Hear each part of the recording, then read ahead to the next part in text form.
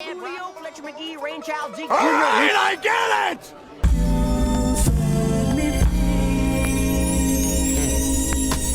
What's good, everybody? Welcome back to the channel. So today I would like to talk about my video that I released about 2 weeks ago, and I would like to make a follow-up video based on that.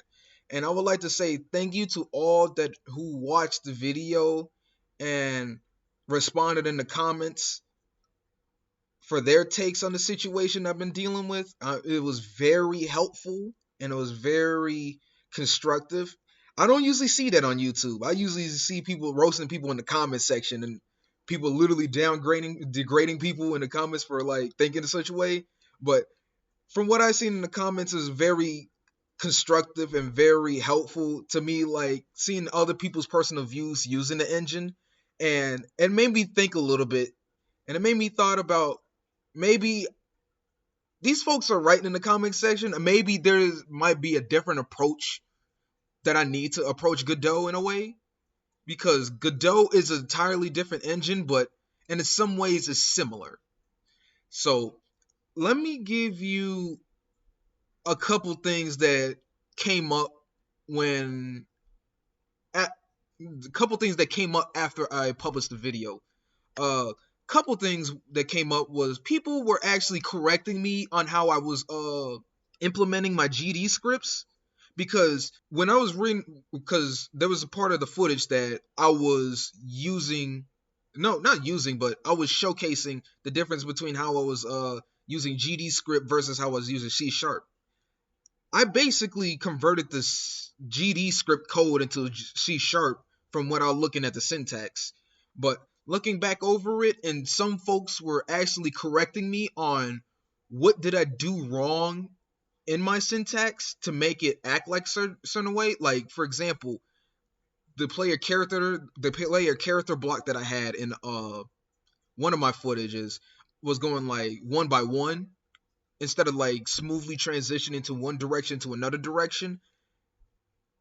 It was just one line that I had to fix, and that was clearly it. And I'm looking and comparing both my C# code and my GD script code, and it's about nearly identical, but on the GD script end, it's a little bit more shorter and somewhat easier to learn. So I can thank you all for correcting me on that part. And also another thing I would like to address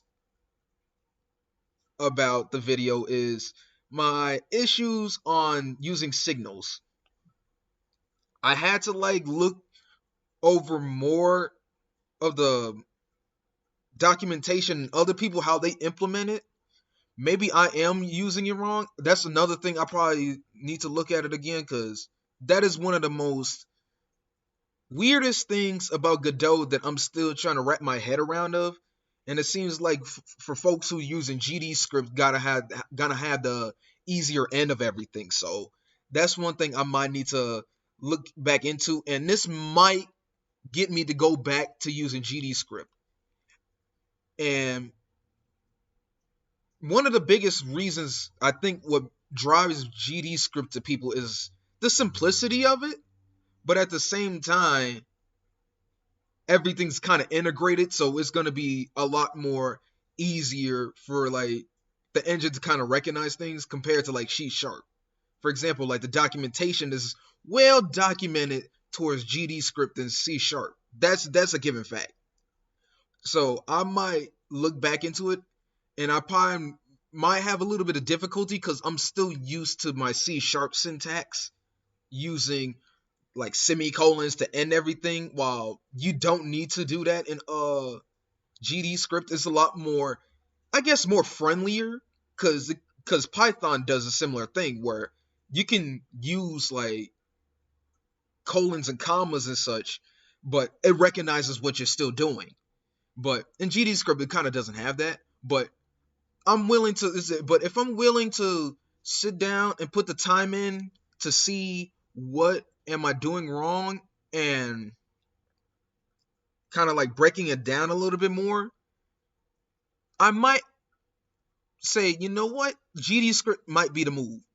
GD script might be the language that I might be sticking to when I'm working with these projects within Godot. Does this mean I'm going to be switching over from Unity to Godot? I'm a Unity user. I've been using Unity since Unity 4. The year when everybody was literally talking trash when Unity was making bougie graphics while Unreal 3 was running laps around it. And Godot was literally in its infancy around that time. And looking at Godot now, it's like, you know what? Since it's like open source and everything, and it can run on low-end hardware, this might be the move. But in certain cases, I might still stick with Unity depending on the circumstances.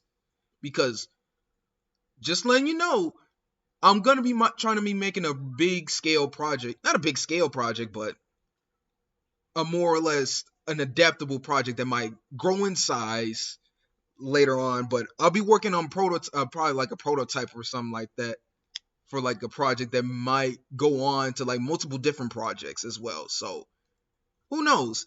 I'll see during the time being, but for right now, I'm going to go and check and do more research within GD script and see how would that work out for me. So I thank you all for watching this, and thank you all for the support I've been getting recently. Even though that video was a bit controversial, but I thank you all for watching that video, giving critical and very detailed responses for solutions and problems that have been going on. And see you next time.